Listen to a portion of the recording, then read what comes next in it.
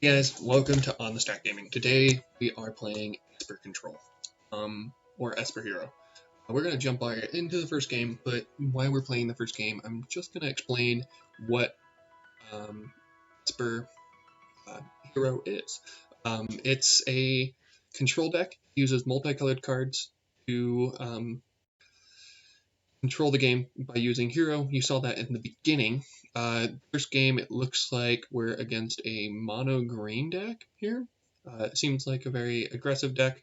I go, okay, well, I don't have a turn one, so we're going to go ahead and crack this Fabled Passage to make sure that we can get on to the next step and make sure our mana is fixed correctly. I grabbed the Black Swords because I do have a Hollowed Fountain in hand, and I'm planning on trying to use Discovery and all sorts of stuff and hold up allow. This hand is kind of slow, and I'm facing against Gruul monsters. This deck is so fast paced, and it's very hard for me to beat. Yeah, so we end up going Hollow Fountain, going, okay, we're going to shock it in, try to guarantee that we have some drops. I'm looking for a board wipe here already. I end up finding the Hero, though, which is a good draw, because with this Hero I can generate blockers, I can continue fighting. But the way this deck works is we play Hero, a bunch of things to control and slow down our opponent, we get a board state, and then kill them.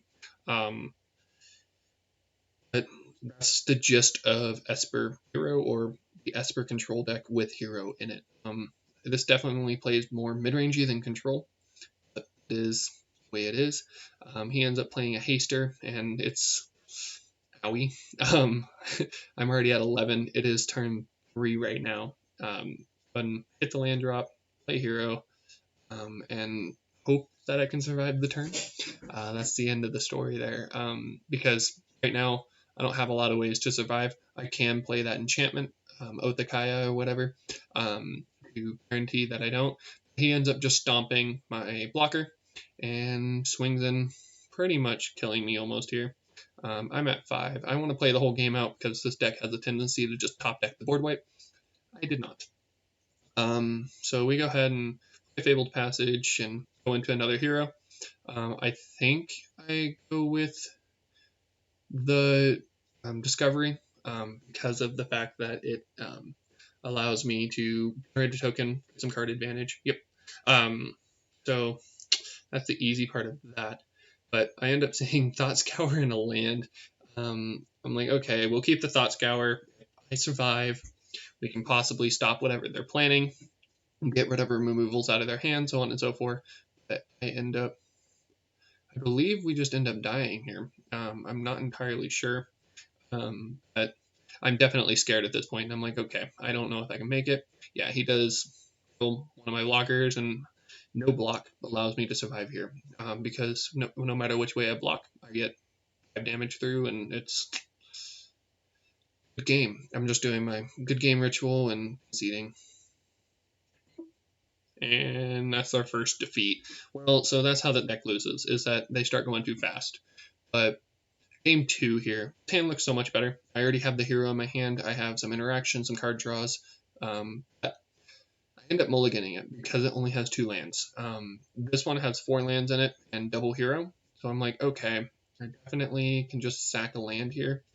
I'm trying to decide between the Temple or the Fortress. Temple seems better for a turn 1 play because it guarantees that I get to see the next card. I do run one of the new Mathevis because of the fact that it allows in some of the big down green mono decks that are floating around, and I'm like, okay, so we're just going to go ahead and scour, and I believe this deck ends up being blue-white flyers. This deck I dislike a lot. They do have the destructible card, but I'm just like, okay, so we're just going to get rid of their card draw, slow them down, and there's a second Thought Scour, which makes this really, really easy to go through. I'm just going to talk a little bit on how to play Control. Control, you're trying to hold as many cards in your hand, hold the most value in your hands, and slowly win the game. I believe I just end up casting Hero here, so having my Thought Scour, so he has some more cards in his hand for me to actually interact with. Yeah, I end up just casting the hero. Because next turn I'm gonna try to get a bunch more value and make some tokens. They do have flyers. This is something that's somewhat difficult for this deck to deal with. And there comes another flyer down. He misses. Oh, no, he doesn't miss his land drop. He gets a scry land, which slows him down. He's trying to out-tempo me, but he probably wished he had something to cast one of his 3-drops. Ooh, I draw the counter spell. This feels pretty good. I think I just passed the turn here. But yeah, I swing, get that 2 damage in. Feels pretty good. Slow them down, and I just passed the turn. I'm trying to guarantee that I end up not just dying. He hits his 4th land drop. He swings out, and I go, okay. I just take the 3, slow the game down a little bit, and then I proceed to, after taking the damage, making sure that there's nothing else to counter, I go ahead and do the one that protects things and create a token to start getting some advantage. The lifelink doesn't really matter too much because I'm trying to play for the long game. And then we end up drawing one of our biggest pieces of this whole deck, and that's the Teferi. But the cool thing is that he has enough creatures on board that I can't play it. Otherwise, it just dies, and I don't want it to just die. I really want it to stick around and hit the board. I end up seeing that he has his like Lord enchantment thing, so I'm like, okay, we're getting rid of that because that's a little scary. Hits a land on top. This feels pretty good. All out attack, and now we're starting the race. The cool thing is that my clock gets faster over time, where his is pretty steady for the most part. And he just gives them counters and owie. Gains 4. Now we're in a little bit of a hurt, but I think we'll be okay at the end of it. So I play the second blue force, enters tapped, and I cast my Teferi, bouncing one of his birds and drawing a card. I'm just trying to get that little inch of advantage, 2 for 1. You get the idea. This is control. Without that 2 for 1, we just kind of lose the game a lot. But yeah, I end up just drawing into the discovery, which feels amazing because it allows me to cycle through the top of my deck. Sorry about that. I just had to drink a little water. They end up killing my Teferi. Not the end of the world. I did get my 2 for 1 out of him, and I also technically got 2 life out of it because he did swing, and that's like the best situation to use Teferi in. The cool thing now is that I can Discovery and still hold up Absorb. This is super important because if I can't hold up Absorb, they could just potentially turn around and kill me, which is a sucky deal. I found another Absorb off the top. This is feeling pretty good now. I'm not too worried about swinging here. I can't block them anyways, and they're probably not going to block me. I believe, yeah, I just punch them in the face, continue fighting, and that's why I like this deck. This deck can grind it out really well. It goes one step at a time and just continues to grind. But yeah, we're trying to set up our hand and sculpt at this point, and we're at 7 life. This is a little scary somewhat, but we draw this 3rd hero. This feels horrible because I either can play the hero or hold up a counter magic spell, and I don't really care to play the hero here because I do have a faster clock than they do. Even with their the 3 life that they gain every turn. I am doing 4 damage every turn to them after they gain the 3 life and so on and so forth. But it's a little bit tough. I end up trying to do that, and I'm like, yes, I finally get another token, gain some life, so I don't actually die. It does balance out what they did attack me for, which is not the end of the world, but they play another flyer. And cool, Scryland. We're just value counting. That card's amazing because it does gain me 3 life. Anything that can gain me life at this point and remove something on the board feels pretty good. Yeah. Yeah. So from here, we're just grinding, and it's the way it goes. I am a little bit worried because I do have 4 damage on board, and if I didn't have a counterspell in my hand, yeah, here comes the 7/7. That's a little scary. I'm like, okay, I'll take the 3 life for the 7/7, so that we can actually hold the game. He doesn't have any cards in hand. This is huge for me. This is absolutely huge. It opens my window so I can cast that card that I put on top purposely and shoot the 2/2 flyer. Now his clock's down to 2, gain 1, which means I can slowly start winning here. And he's at 7, so he's going to go back up to 8, and I could have lethal. This is awesome. especially in a ranked situation and everything else. Draw the land, that doesn't really matter. Cast a hero. Just casting cards because I have them in my hand kind of thing, and guaranteeing that I'm winning. I believe he ends up having the card that untaps his creatures and make them a little bit bigger so that he can actually chump a couple of these things and stay alive for a little bit longer, which is awesome. He ends up trading into one of my heroes, which I just don't necessarily agree with that,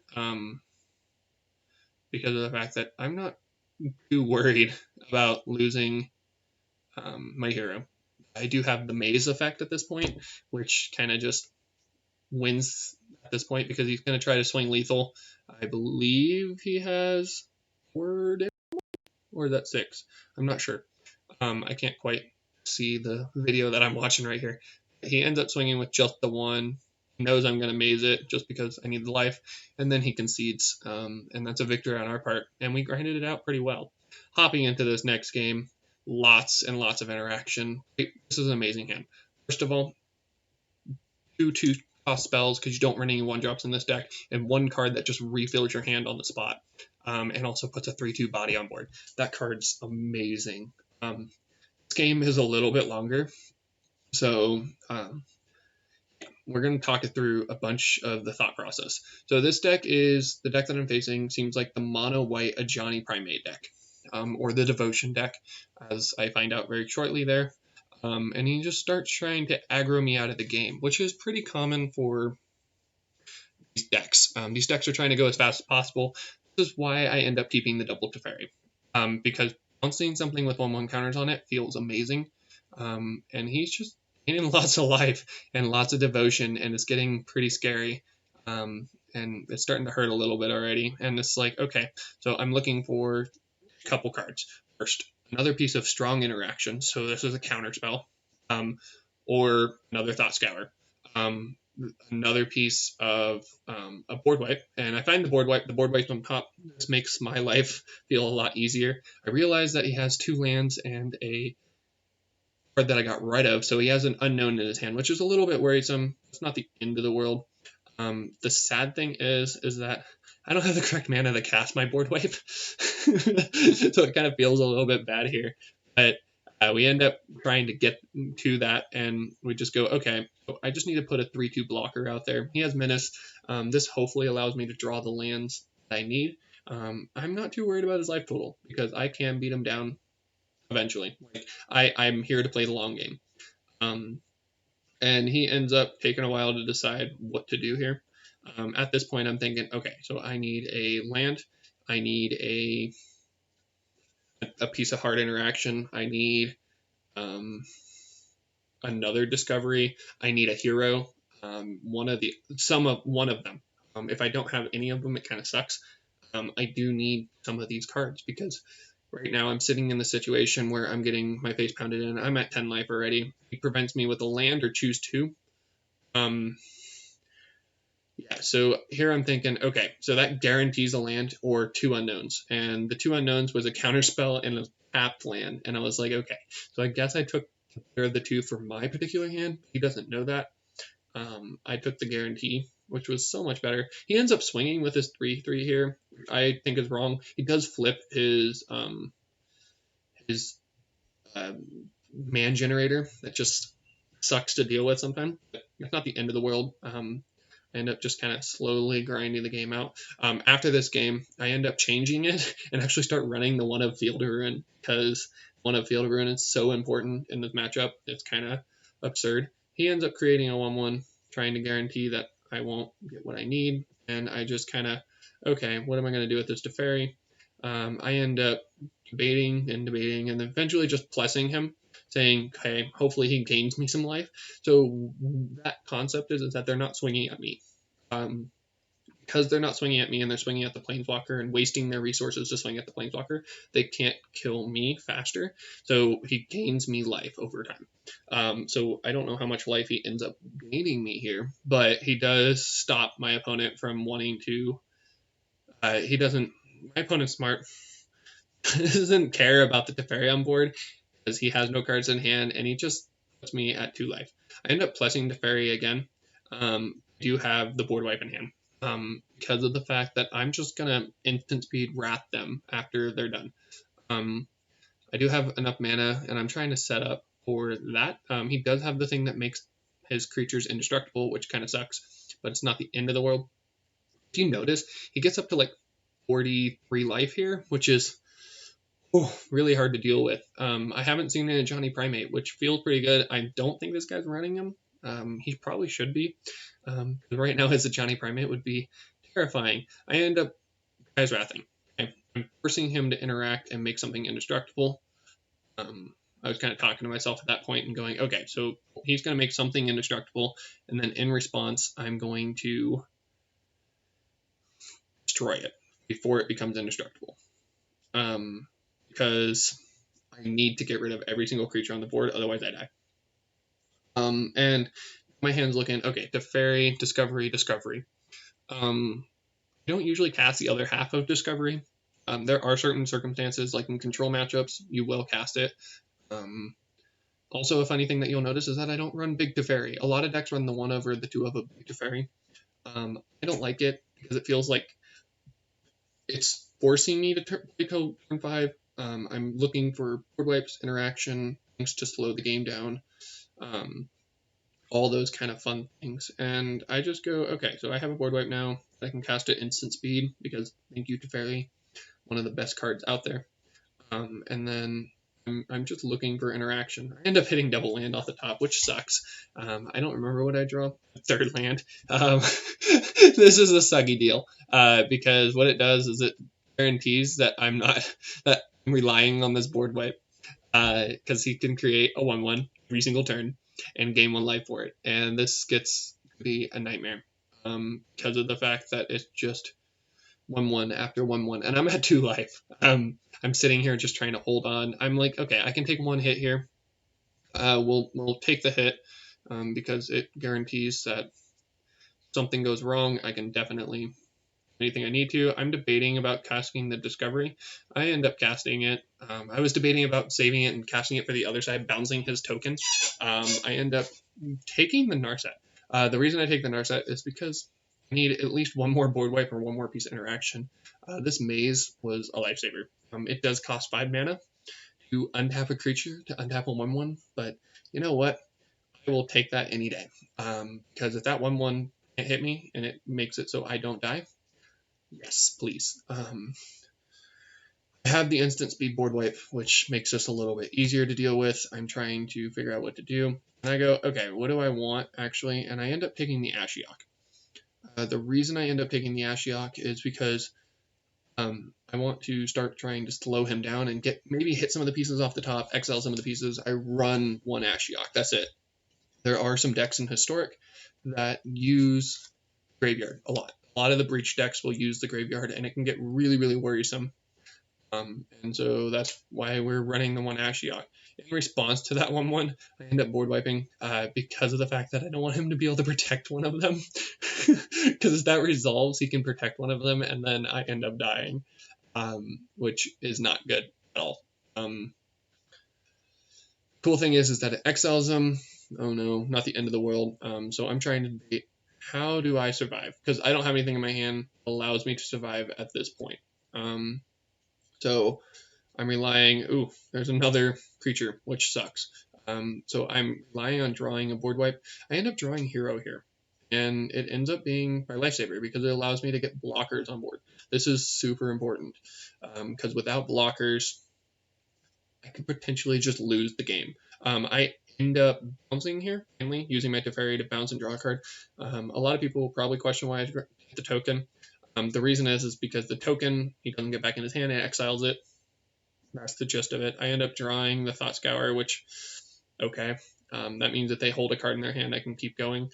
This is a hard debate because I can either take the counter magic, which I do, or I could take the other piece. And I'm like debating around casting the second Teferi. The reason I end up casting the second Teferi is because it triggers my hero, and then I also get the +1 effect, which is amazing. It feels great. I end up keeping the one that I just put in. I I guess I decide to bounce that card because I do have the 2 mana to Thought Erasure right there. I'm just getting card advantage, just slowly building my hand back up. You can see how at any point in the given game, my opponent has 1 card in hand and then I have 4. Just because I'm trying to constantly keep that card advantage. I always want something to do in response to what they're doing. You're playing a very reactive deck when you play something like this. So, yes. Counterspell on top feels amazing. That means that they have this turn to try to do something. He creates a 1/1. I have 3 blockers. I'm okay at this point. But I know he can't draw more than 1 card per turn because I have the Narset on board. I don't know if Mono White runs anything except for maybe Dawn of Hope. For some reason, it seems like this guy's running a lot more of the aggro Mono White deck that's not running the Ajani. And so he's just trying to outrace me. I'm at 1 life, and right now I'm panicking. I'm like, okay, how do I interact with everything? What happens if they play something that stops me from interacting with them, so on and so forth? Because, yeah, there are some cards that can just shut down this deck. And this happens to be one of them, because I can't interact with it. He takes my hero. I'm like, okay, I have 2 blockers. I am thinking so happily that I drew that hero now because, first of all, that hero looked like a bad draw, but it's actually a good draw when he draws the removal spell for my hero. I end up just casting hero again, and to my opponent's dismay, it's like, oh, he has another hero. That's the Teferi because that's all I can do. And then cast Ashiok. And then I go, after I cast this Ashiok, I minus him, targeting my opponent, and then I go, whoops, because I do have the card that their graveyard matters right now because of one of the counterspells in my hand. But at the same time, I'm like, okay, I want to get rid of that Heliod. I want to get rid of whatever they're going to do to stop me. And I realize it, and I'm like, oh, whoops. But I think it ends up being okay, and also a good play because of the fact that it gets rid of any recursion that they may draw off the top. I also believe I hit one of their Heliods, those kind of things, because they're just trying to get the game to go crazy. And I'm sitting here like, oh no. But the cool thing is that tokens have a CMC of 0, so they don't have to have any cards in their graveyard for me to blow up the token. They end up casting the Ajani Primate, finally. I'm like, oh, they are a Ajani Primate deck. This is kind of the way it goes. But I end up having the counterspell. Now we're sitting in this point where I have all the advantages. I have every single one of the advantages. I have all the creatures. I have more land drops. I have 3 planeswalkers on board. I have a Search for Azcanta in hand and 1 piece of interaction. This is huge because it guarantees that I have control over the game at this point. And now it's just me slowly grinding the game out at 4 life, win through 45. And because this deck does not win fast at all, it's kind of a nightmare. I'm thinking about, okay, if they create a 1/1, I need a blocker. I don't need 2 blockers. First of all, I have the Maze of Ithland. Second of all, I have the removal spell for the token. And also, I have 4 life now. This is huge. I am definitely one of those contenders that thinks life is a resource. As long as your life doesn't reach 0, you haven't lost the game. So play it out. Keep playing until your life is about to reach 0. I also really, really like people that scoop at sorcery speed. Yes, you can scoop when you want to. I personally prefer people to scoop at sorcery speed because of the fact that when you're playing a combo deck, you spend all night practicing this combo deck. You want it to win. You want it to get there. But yeah, all this talking is making my voice really raw.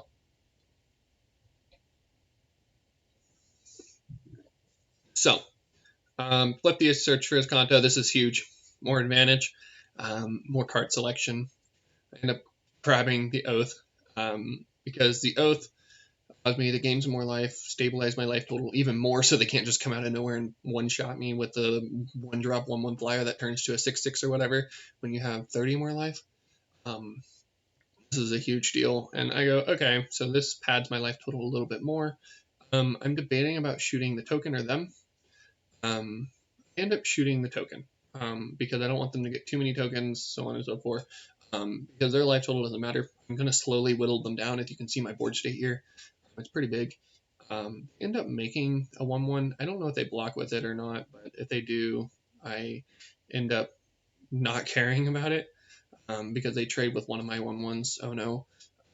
Technically, they trade with 2 of them because they do gain 1 life. But yes, he ends up just drawing a land. This feels horrible. This is the one thing that against a control deck you never want to see. I end up just grabbing the Thought Eraser. As you can see, I saw 2 board wipes in that, and I'm like, well, those board wipes are bad right now because I'm the one with the creature board state. So as long as they don't have a flyer, I'll be okay. I end up, I believe, just blessing Fairy one more time. No, I end up bouncing the Tribunal because I want the second hero. And then I end up Thought Erasering, getting 2 tokens and taking away the removal spell. As you can see, I did this last time with the other Teferi. I don't usually use his bounce unless I can answer what they're getting. Thought Eraser's that powerful. At this point, I don't care to. I have enough land drops to do whatever I need to do. And Punch Face. Ends up creating another 1/1. I don't know why he's decided to go so on the defensive here, because he still does have 30 life. But yes, I do have a lot of potential to just dig through their whole life total because of how much I have. The sucky thing is the only piece of interaction I have is a Demon's Veto. So there's a Thalia. Thalia kind of messes up this deck a little bit. It makes it harder to play it. It definitely makes things cost more. And I go, okay, do I have enough mana for the absorb? 1, 2, 3. Nope, I don't. I messed up, as you can see. So yes, this video's coming to a close because we're trying to get there as fast as possible. But I realize this game's starting to go on for 5, 6, 7 minutes or something like that, and in Arena that's pretty long. I think this one ends up being, let me do some math, 18 minutes long of a game where I'm sitting most of it at 1 life, which is kind of fun. I end up casting the second Oath of Gaia for 4 mana, getting some more tokens, and I top deck the answer to the Thalia. The Thalia could have just turned that game around because he can block whatever, and he realizes that I can do that. He ends up conceding. And thank you guys for watching so much. Please subscribe,